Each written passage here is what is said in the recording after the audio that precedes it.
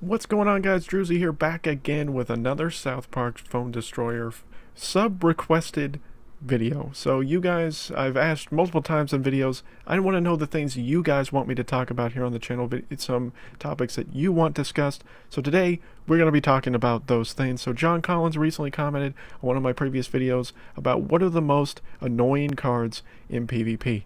And that was a pretty good question, and I think a pretty cool topic for a video. So we're going to do a video on it today. This is going to be my opinion on the 10 cards that I find the most annoying right now in PvP within the current meta. I don't know any way to really prove, this discussion as far as like which card is the most annoying. A lot of these cards are high tier cards. I think that's what adds some annoyance value to them because they're all, very widely used cards. You're going to see them a lot, especially as you rank up higher and higher within PvP.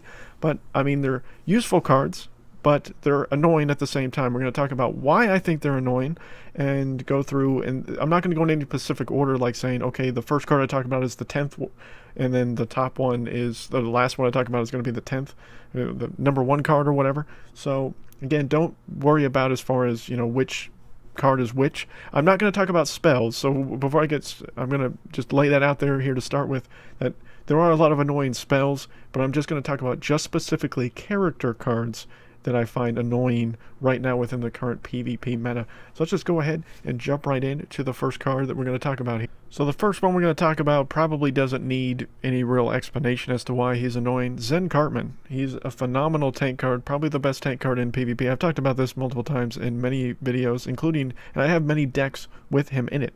And I mean, he's a high tier card. A lot of his big things that make him annoying, he has his charged ability. It attracts enemies to him. It has good control. They keep nerfing the range of his charge ability, but it keeps dominating. He's still widely used. It doesn't matter how much more they keep nerfing it until they change it, which I hope they don't. This is not a video of me saying change all these cards that I'm going to talk about here, but I mean, I think the balance for him as far as the range for his charge ability is in the right place. He doesn't do any damage, guys, so I mean, you don't have to worry about him pumping out damage.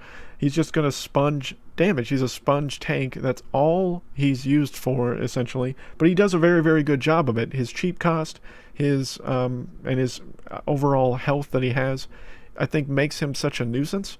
So he's a very annoying tank card, probably one of the most annoying tanks in the game. A very useful one of my favorite ones. But he's definitely going to make this list. He's a very annoying card to play against if you don't have the right counters for him. Another extremely annoying card, and one of my favorite cards yet again, is Medusa Bay. And there's little to no, I think, reason that I need to explain why Medusa Bay is annoying. She's a high-tier legendary card, one of the few high-tier legendary cards currently within our game. She has a very good ability. When she kills something, she gets a snake that belongs to her, and then the snake does poison damage, which can be extremely annoying. So it's a great counter for something like rats, where if you just put rats out there or pigeon gain at her, she can just, pick them off one by one, and then use them against you. She's very well paired with Zen Cartman, who we just talked about. Zen Cartman distracts, soaks up the damage, and Medusa Bay stays behind and murders everybody. Another big annoyance factor for her is her health. She has a ton of health for a range card. I think the most out of any range card in the game. So she's basically a mini tank range card. What's not annoying about that? She is a fairly high cost for energy, but most of the range cards now in this game are either 3 or 4, so she's in, basically within the same mindset of most range cards. But just her damage output, her ability, her health, and her damage is pretty solid as well. So, I mean, there's not a lot of reasons to say why she wouldn't be an annoying card, but she's definitely a very annoying card if you don't have her. A lot of people still don't have her yet within the game. I was lucky enough to get her, and I hope I get a lot more of her because I would like her to be higher level than just level 1 here very soon, hopefully. My next annoying card to talk about is another range legendary card, and it is Mecha Timmy. And this is widely considered to be the best legendary card in the game right now, and you could toss it up between Medusa Bay and Mecha Timmy as being the best legendary cards in the game. I mean, pretty much either way you look at it, they're definitely definitely the top 2 without question in my opinion right now. And he's extremely annoying because he has a charged ability where he controls the nearest enemy for 3 seconds. Now that duration will go up as you level him up. As you see, I've added 0.19 seconds while I've been leveling him up, so he can get more and more annoying. It's basically mind control slash Cyborg Kenny, but you know, very much more limited. I mean, Cyborg Kenny lasts for 10 seconds, where Mecha Timmy only lasts for 3. But still, I mean, the fact that you control someone very temporarily can then help you, and the fact it's a charge ability, so he can do it multiple times in a fight if you don't keep him alive. You need to focus on killing Mecha Timmy as quickly as you can, because he doesn't have as much health as Medusa Bay, which is one of his hindrances in my opinion, but does do more damage, so that's a plus for him. He's actually the highest damaging range card currently within the game right now, and I mean, he does phenomenal damage, has a great charged ability. He's a 4 energy cost, same as Medusa Bay, but you could go back and forth all day between which one's better, Medusa Bay or Mecha Timmy. Mecha Timmy would probably get a slight edge just because he does more damage and he has a charge ability. So, you know, both are extremely useful. Highly, you know, if you have Mecha Timmy, put him in your deck if you're rolling sci-fi, but he's a very annoying card to deal with for sure. Now, this card is an annoying card. Now, you won't see him much probably on the legendary arenas as you would in the mid to lower tiers, but Cyborg Kenny is no joke in the lower tiers of PvP. He's an extremely annoying card if you don't have him because of his Death Wish, because of the fact that he will control a unit for 10 seconds after he's killed by them. So, I mean, you could it's basically like a free spell. I mean, he does good damage, he has decent health for an assassin. I mean, he has a high energy cost, which is his one weakness, but there's no question he's not an annoying card within the game. I mean, again, he's not going to be quite as annoying probably for you in the higher tiers because you don't see him. But with the buffs coming out here in the future, maybe he'll be used in more decks here going forward. I love Cyborg Kenny. He's one of my favorite cards in the game. Still, again, does not make him an annoying card. And I know some of you guys are not going to fully agree with some of the cards I'm going to choose here, and I'm not going to pick all high-tier cards, but I'm going to pick cards that I think have annoyances for certain reasons. And Cyborg Kenny, you know, without question at the lower to mid-tiers, with his Death Wish, is an extremely annoying card in PvP. Another annoying card, this time from the fantasy theme, Rogue Token, and he's annoying because his war cry is very good. He has a very good war cry that deals damage to all enemies near him where he casts where he's basically summoned on the field. So if you use him in the right you know area, and you have enemies usually at the midway line or coming towards your new kid, you can then cast Rogue Token, and he does a devastating amount of damage. You see, mine currently does 132 damage on his war cry, which can one hit pretty much almost any assassin within the game unless they're very high level. So I mean, it's just good at being a counter card, like a free spell, similar to kind of how Cyborg Kenny was, to where he can just do a bunch of damage to a bunch of enemies around him. It will hit air units as well as ground units, so if you have Pigeon Gain or rats coming at you, a lot of people use Rogue Token to counter rats within the current meta, especially in the higher tiers of Legendary. He's a high tier card, very useful. He's one of my favorite cards again, but can be extremely annoying card just because of his war cry, and he does pretty good damage for a fighter card as well, and pretty decent health. But Rogue Token, definitely an annoying card. Our next card is annoying for two main different reasons. Number one, he can be annoying for the opposing new kid, and he can be very annoying for the new kid that cast him, because his war cry can be both amazing and terrible, because it will fire basically and almost one hit any character card that's not a tank or a very high leveled fighter with his war cry ability, because mine does 329 damage right now, but it's completely random, so it's either going to hit a random card enemy or the leader, and it only does 33 damage to the leader.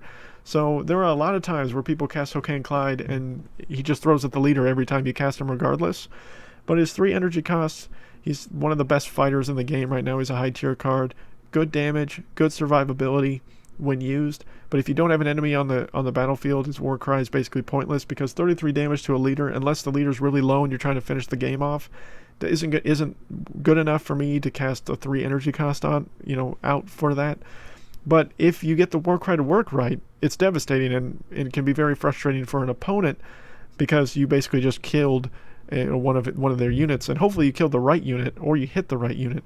But it can be frustrating and annoying for both parties because it can work for you or against you in layman's terms. But love Hook and Clyde, great card, but definitely an annoying card. Another high tier annoying card, this time Rat Swarm. And Rat Swarm is annoying primarily because it's the best assassin arguably in the game. It's one of the best counter cards in the game. It's very widely used in the higher up arenas and even in the lower tier arenas. But rats are great. They're a great assassin, great damage output, great control aspect, but can be extremely annoying because their counter ability, their swarm aspect. I mean, Rat Swarm definitely needs to deserve to be on this list for all the reasons that I just mentioned, and being a common card, pretty easy to level up, although neutral cards are probably one of the hardest ones to level up because there's no campaign level right now for neutral cards, so it's harder to get the rats or the serums or the books of the books of knowledge and all that stuff. So that's the only drawback I think to neutral cards, is kind of leveling them at times. But Rat Swarm, definitely a very annoying card. Another very annoying neutral card is Terrence Mephesto, and Terrence Mephesto is annoying for two main reasons. He has an AoE damage attack with his primary attack, and he flies. I mean, those two are big reasons as to why he's annoying in the first place. There are not very many flying cards within the game right now, and flying cards are only able to be taken out by the new kid or range cards right now, or a lucky Warcry ability by some of the characters that can do Warcry damage to air units. So he's harder to kill because you either have to have a spell ready for him, you have to have a few range cards to take him out. I mean, one of his downsides is his energy cost of 4, so it's a little bit higher. But he's a high tier card. He's used a lot. He's a favorite of a lot of people. I'm not big on Terrence Mephesto. I'm not saying he's bad by any means, but I'm not huge on him. He doesn't feel as devastating to me as some people make him out to be, but he's a great rats counter. And, just kind of picking on, an opposing push coming at you and stuff like that. If used in the right situations, Terrence Mephesto is very useful. But if used incorrectly, he can be a huge disappointment for you and a huge backfire. But he's an annoying card without question in this game. Another annoying card to me from the fantasy theme is Stan the Great. And the main reason why Stan the Great is so annoying is his charged ability reduces attack of all enemies for 5 seconds. That obviously will go up as you level him up. As you see, I'm about to get him to the 70s, that it will reduce over 70 damage, attack damage for 5 seconds. That's a long. 5 seconds is a long time in these style of games sometimes, guys, where you have that advantage where now everybody on the battlefield does less damage to you over the course of a few seconds. So that can be extremely useful and extremely frustrating. It's also a fairly cheap cost of a fighter card at 3. He's a high tier card used a lot in the current meta of PvP.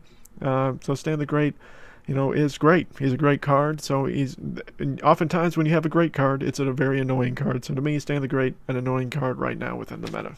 And the last annoying card for me to talk about here today, Program Stan. Program Stan, I believe, is a mid-tier card right now, mid or low-tier card. He's not a high-tier card right now within the current meta. But he's still very annoying, primarily, again, because of his charged ability, where he freezes and damages all enemies on the battlefield, regardless of where they are located. So that can be huge and an advantage for you to wipe out low-level units. He's going to be very prominent in the mid to lower tiers of PvP. You will see Program Stan in the higher tiers if they are using a sci-fi deck, but sci-fi is not as prominent in the legendary arena right now as mystical and fantasy, or fantasy and adventure, themes like that. But, I mean, sci-fi is used, and if you're using sci-fi, you need to use Program Stan because he's great. Primarily because of his charged ability. That freeze, that control aspect is very nice and can help you in a variety of situations on the battlefield. So he's got to be an annoying card for sure. But again, not really a high tier card. Probably not going to see him very much in the legendary arenas, but it doesn't not make him not an annoying card. So again, let me know down below what you guys think of this video or any of the other videos that I've done here. And again, keep giving me suggestions for videos that you guys want to see. If I think they're good enough ideas, I will make videos for them. I do read the comments that you guys post. I do care about your guys' opinions on my videos, whether they're positive or negative, because it only makes me better and puts out the content that you guys want. Because at the end of the day, if you guys aren't enjoying what I'm putting out there, what's the point of me making these videos? So I do read your guys' comments. I do take into consideration things that you guys say and try to do the best I can to either continue to do things that you guys suggest and or positive things you guys say. But I hope you guys enjoyed this video. I hope you found this video helpful. If you do, please smash that like button on this video and sub to the channel if you haven't already. I have the subscriber base is over 1,200 right now, which is huge, and we're only continuing to go up, guys. So thank you guys so much for the continued support, and until next time, guys, my name is Drewzy.